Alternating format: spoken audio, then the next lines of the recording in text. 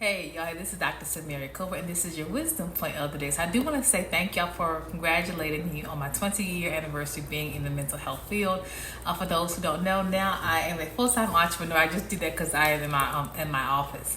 I started my private practice in 2017, and I do agree with Miss Tabitha Brown. I know some of y'all don't like what she had to say, but it is true. Entrepreneurship is not for everyone, and then you do have to use wisdom.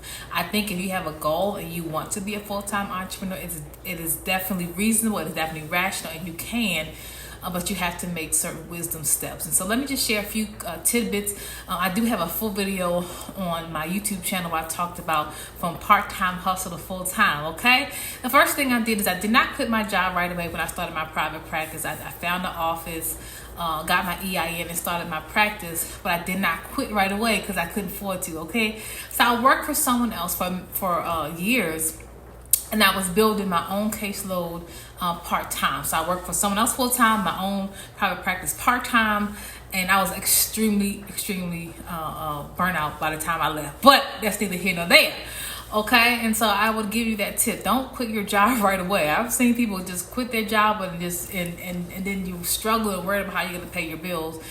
You don't quit your full-time job. Let your part-time pay for itself, and let your full-time pay for your living expenses and all that.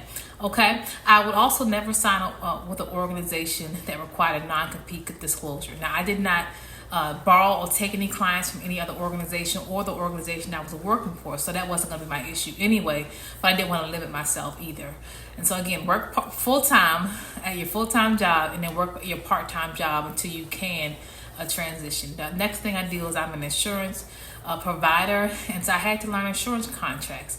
Now, for those who don't know, there are other organizations called Headway and Growth Therapy where you can work I think you can work as a 1099 or W-9 employee. I can't remember which one it was under them. I didn't do any of that. I literally had my office, applied for my EIN and my the backside of the office, and then I started learning about insurance contracts, and that could be a doozy within itself. But again, when you work full-time for someone else, you can make more mistakes.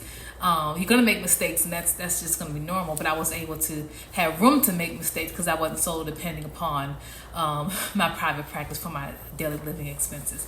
Other thing, this is a big one. I had to learn to manage my finances. I'm really good about managing finances, but business finances and personal finances and all that, it can be a doozy. But I learned a lot more about managing finances, sticking to a budget, paying down my debt before I left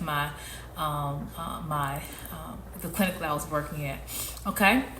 And the last thing I did, which is really important, is I did not leave my full-time job until I could afford to. That means I was actually losing clients and losing money from my private practice because I was just booked up between working full-time and then working part-time. So I literally had to, if I wanted to keep my private practice afloat, I had to leave, okay, so that I can continue to do what I love. And so being a full-time entrepreneur, again, it's not easy, but I absolutely love it. I will not be returning it. I just want to encourage someone that you can, it is very possible. But again, it is true, it's not for everyone. And sometimes you just have to get a full-time job and work that full-time job until you can afford, until what you're doing on the side is really paying for you, and not only you, your lifestyle. Okay. All right. Love you much. Go to my YouTube channel. And don't be offended when people tell y'all the truth, y'all. The truth gonna hurt, but it is the truth. All right, love you much. Bye.